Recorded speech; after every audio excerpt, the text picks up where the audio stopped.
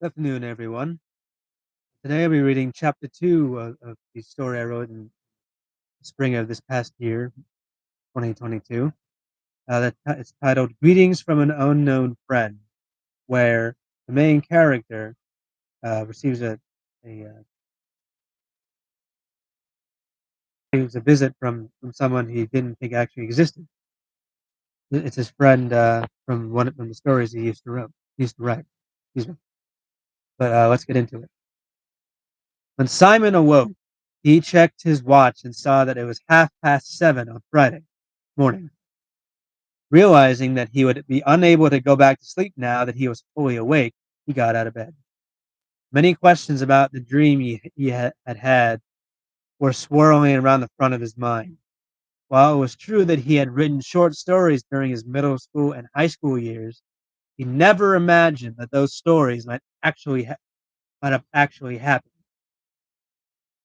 He had always thought those events were just dreams he had. The King of Darkness told him that an old friend would greet him, and that would be the sign of the time when he would need to go to the Skyway in St. Petersburg. But who should he expect to be meeting, and how long would it be before they would appear? Since it was a holiday break, Simon would not have any responsibilities with which to be concerned, other than this potential meeting. Simon was a 29-year-old man who lived on the west side of Florida by himself. He was of average shape, 68 inches tall, and had short black hair and wore rectangular glasses. Huh. He managed to stay in shape during his time in the U.S. Navy. He currently worked as an IT technician for school about an hour from where he lived. Just then, Simon heard a motorcycle pull into his driveway. The man riding it took off his helmet to reveal long auburn-colored hair, green eyes, and a scruffy-looking. I'm sorry, I'm a bit lost. I was looking for someone named Simon Petrus, he said. The man had a friendly air about him, as though you could talk to him about anything. That would be me, Simon responded. Who might you be? Have we met before? Oh, where are my manners? My name is James Muchero. Suddenly, a series of flashbacks came to Simon's mind, starting with the day he first met James in the stories he wrote, before James fused with a thunderbolt. He remembered all he remembered all the battles he had fought with James after that event occurred, including when he saved him from Asia's possession. Then an image of someone he did not recognize appeared in his mind. The man was covered head to foot in dark purple armor and had two swords that were a different shade of purple from James Buchero's sword. What did this man have to do with James?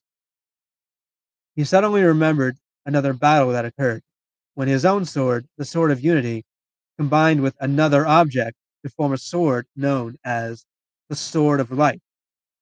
He remembered that the man in purple armor was there to witness the event. He was the one who taught him how to combine objects in battle to make a stronger object. I remember you, James, Simon said. It's great to see you again. How did you know how to find me? And how did you get here? While I was in my home world, Kronos, I had a dream that I would need to go to Earth to find you. It told me that a great calamity would occur in your world that would affect the rest of the multiverse, and that I would need to assist you in stopping it. Unlike in this world, in Kronos, we can still open portals to other worlds. It seems after a time rewound 24 years ago, a sort of anti-magic filter was placed on your world so that magic can no longer be used in your world, James explained. That would explain why my childhood has been relatively normal. What of allies? In my stories, I always seem to bring allies from my world along with me. Nothing about it was mentioned in the dream I had last night. Fortunately, my dream was a little more informative about that. I was told that the allies you would need would meet you when you need them. So there is no need to find them, James replied. For nearly half an hour, the two of them discussed past adventures. James discussed some of the adventures he had had after he was made the leader of Kronos. He told Simon about the time someone tried to reverse the flow of time in the multiverse using a machine similar to the one Galacticus had used during the adventure involving Dragon Man. Simon, since he had a normal childhood and adulthood, told James about his time in the military and how he had traveled cross country twice on his own. He told James about how both times he had to endure inclement weather. In the second instance, the snowfall had become so thick that it became nearly impossible to see, so he pulled into the first hotel he could find, which was one of the more expensive ones. But the complimentary breakfast was worth the price. Simon also told James about his time on deployment, including the night when he and his companions for one night nearly lost one of their companions, who, fortunately, happened to return just minutes before they were expected to check in. James was telling Simon about another of his adventures when suddenly there was a flash of light and a red motorcycle appeared before them. There was a note on the dashboard that read, "For Simon, when the time comes." "I guess this is your ride to St. Petersburg," James said. "But I don't know how to ride a motorcycle. I don't have a license for it," Simon responded.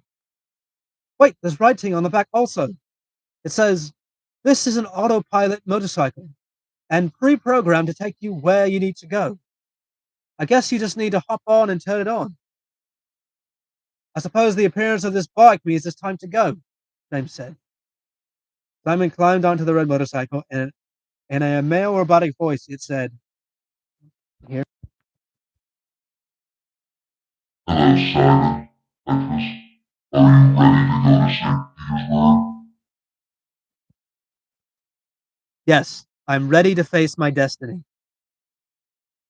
Simon put the helmet on that was supplied with the motorcycle, and James put his helmet on and got on the bike, and the pair of them sped off towards St. Petersburg, Florida.